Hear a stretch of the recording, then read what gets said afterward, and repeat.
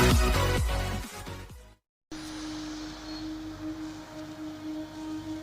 are wondering what is happening to the world.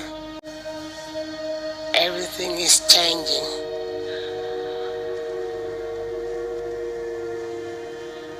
The very idea of human being some sort of natural concept is really going to change.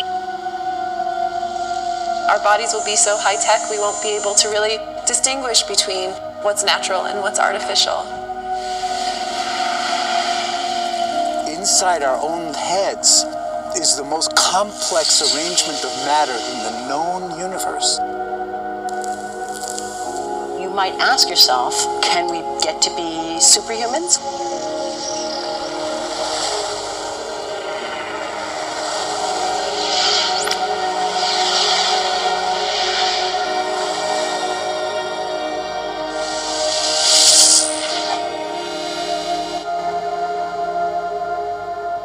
The original Industrial Revolution was driven by the discovery that you could use steam engines to do all kinds of interesting things. But that was followed by additional revolutions for electricity and computers and communications technology. We're now in the early stages of the fourth Industrial Revolution, which is bringing together digital, physical, and biological systems. One of the features of this fourth industrial revolution is that it doesn't change what we are doing, but it changes us.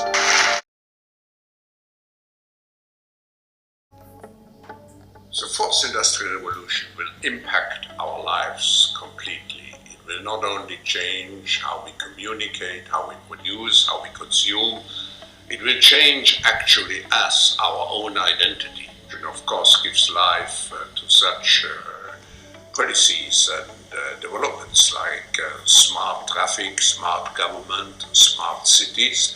What we will see is that everything will be integrated into an ecosystem driven by big data and driven particularly by close cooperation also of governments with business, civil society. And this revolution will come at a breathtaking speed. It will be like a tsunami. And actually, it's not just a digital revolution. It's digital, of course physical with nanotechnology, but it's also biological. And so 3D provides a particular force to this revolution. So what the World Economic Forum is doing is to promote this public-private cooperation to master the fourth industrial revolution.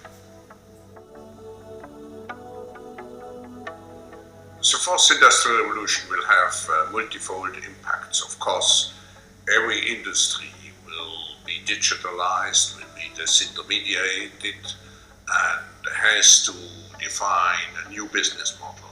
But it's not only business which is affected, it's government which has to move over to agile government. It is society as a whole, with the danger of job losses, but also with the need to reskill and upskill people fast.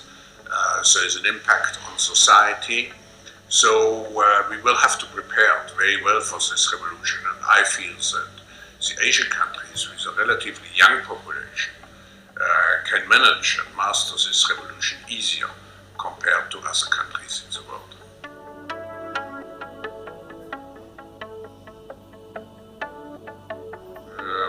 What is particularly important is the educational system.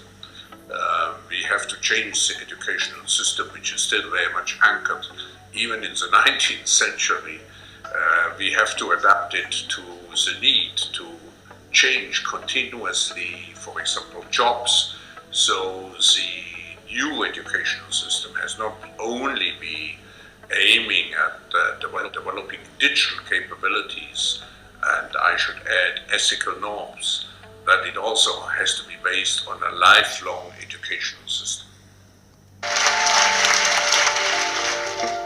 With the ability to visualize brain activity, for example, through a simple consumer-based EEG device, it gives us access to ourselves in ways that we've never before thought possible. It unlocks the black box that is the brain and enables us to really, truly be able to realize an identity that is aspirational. There's now a scientific foundation for the effects of mindfulness on the brain, on the genome, on biological aging.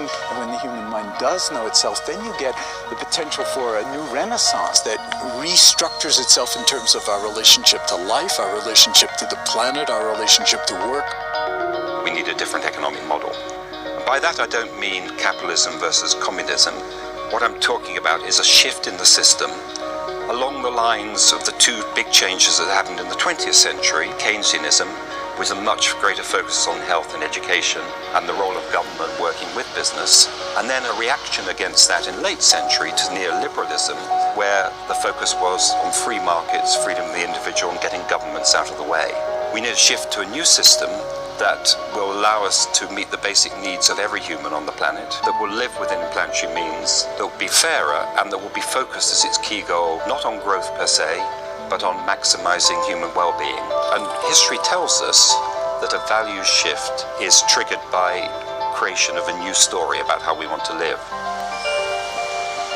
I see the circular economy as something which fits very closely with mankind's goal to be innovative and creative and to always progress. We can use asset tracking, we can use IT, we can use 3D printing to enable this different economic model to recover materials, feed them back into the economy, and really to decouple growth from the resource constraints we have.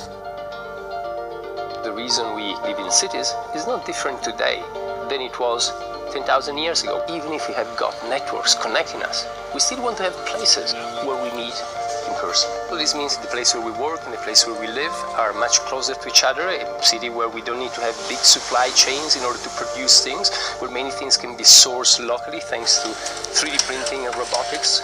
So if we're able to do something to transform cities, to make them more efficient, then the impact can be huge.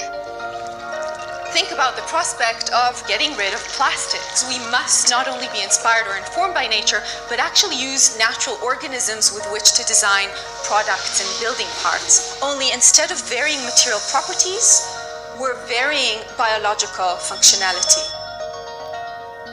Design is critical today because it's the first signal of human intention. So the question of adding quality to quantity, it isn't a matter of simply circulating things that are potentially toxic.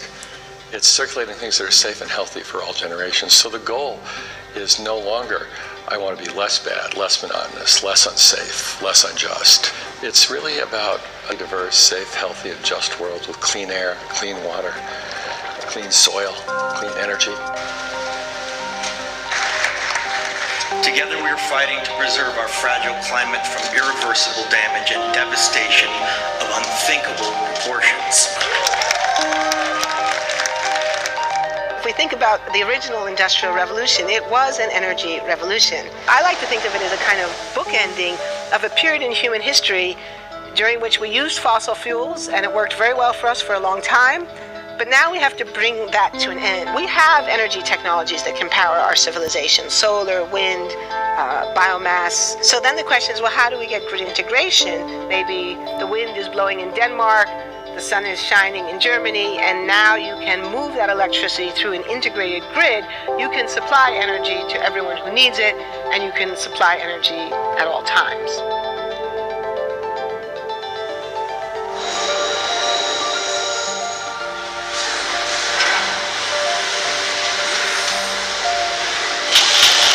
Walking around, you do see different stuff as far as like the body marriage line. They use a lot of things that help them lift up and move things to the car. You just sit there and, program something, and it has its own set mind to go ahead and do everything.